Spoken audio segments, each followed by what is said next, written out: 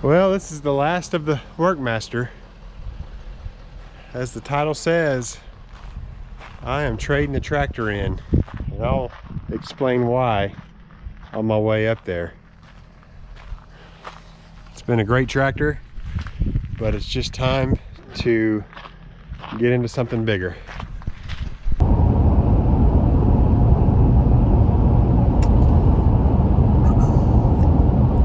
Well, so I'm headed up to the dealership, and this dealership is about 2 hours away, and I'll explain why I'm buying from a dealer so far away in a little while. But I first want to talk about why I'm getting rid of the New Holland. I know a lot of you follow the channel because y'all have the tractor. You know, I can't thank y'all enough for following the channel and leaving comments, because you know, you kind of support the small little community around this Workmaster.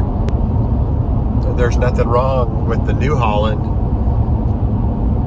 I'm only getting rid of it because I want to get into a larger framed tractor, a little bit heavier of a tractor. And I seriously considered getting into a Workmaster 120 or 105, because with the larger frame tractor you get more horsepower. The Workmaster pulls all of my implements I have great. I think the 10-foot shredder I have requires 60 PTO horsepower, and that's the largest implement I've got, and it pulls that just fine. But I'm gaining more acreage to farm, and the largest field I'm doing right now is 40 acres, and when I cut that with my 9-foot cutter, it takes me anywhere between 6 to 8 hours to cut that field. Depends on how thick the grass is. So the Workmaster 75 is it's a great little utility tractor, but when you're in it that long, it wears you out pretty quick. This tractor I'm looking at, they came out with a new transmission this year for this model, and it's 100 horsepower. It weighs in at, with the loader, it's going to be over 10,000 pounds. It's going to have radial tires on it, so it's going to be a smoother tractor to operate.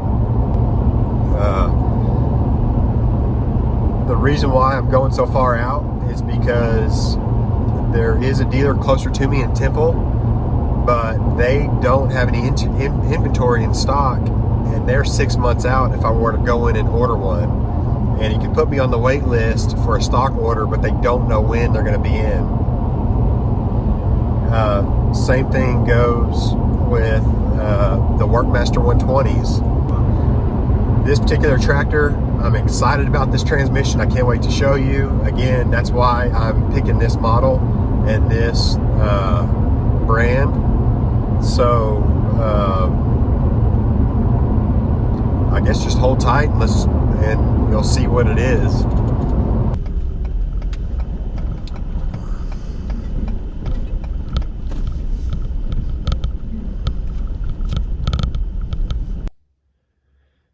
And here it is. Here's the model I chose. The make and model, Massey Ferguson 4710 with a Dyna 2 transmission. And that Dyna 2 transmission is the whole reason why I wanted this tractor, because it takes the traditional 12-speed transmission and it allows you to split each gear and makes it a 24-speed.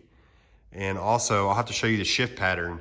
Also, you have just 2 ranges, a low range and a high range. You don't have 3 different ranges like the Workmaster and other manufacturers have.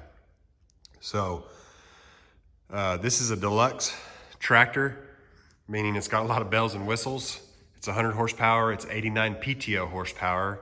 And the Workmaster 120 that I was looking at, it's a value-based tractor, so you don't get a lot of the extra features that this Massey offers. And it's very similar in price point. But stuff like, it's got a self-leveling loader, so it keeps the bucket level whether you raise or lower it. It's got a switch you can activate for soft drive loader suspension, and it just makes that loader float when you're going through the field. And I'm gonna do videos on this stuff later on, but it's got brake to neutral, meaning when you have the brake to neutral activated and you hit the brakes, it declutches the tractor. You do not have to touch the clutch at all, which is huge.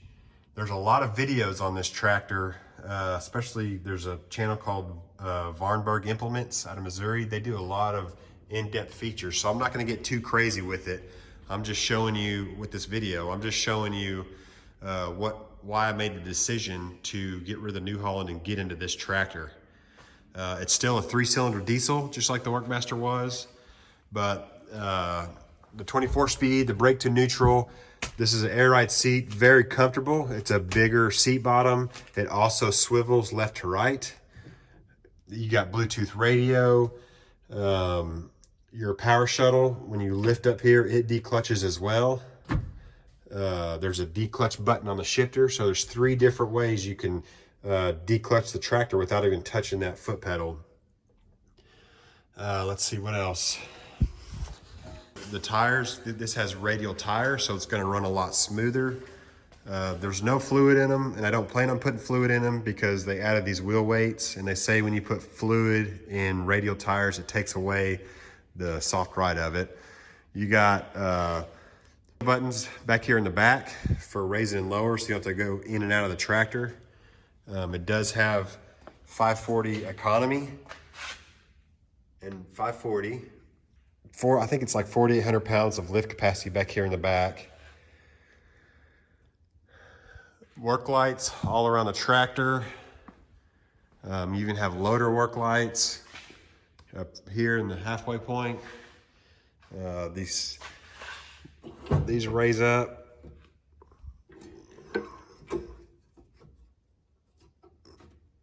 I'm gonna do some more videos on it. I know a lot of you follow this channel because of the Workmaster. That's the whole reason why I started my channel. But I think it was just time for a change, and I was ready to get into a larger, heavier tractor for more comfort and more versatility and more power. That's it. This is the tractor I chose. The New Holland did great. I really liked it. I just could not pass up going into the Dyna2 transmission at this horsepower range. So, all right, let me show you the 24-speed transmission. You have 2 ranges. You have a low range and a high range. Typically, there's 3 on most 12x12 transmissions. I think Kubota is the same way, but and then each range, you have 6 gears to choose from. So the nice thing about that is you're not having to hunt ranges when you're trying to dial in your ground speed with your RPM speed or your PTO speed. So once you find your range, and you have 6 gears to choose from, and then once you find your gear you want, if you need to increase your speed or decrease, you can hit this button and you can split each one of these gears, and that makes it a 24-speed transmission. And let me show you what it looks like. So let's say you're in low range, first gear. You can see this turtle right here.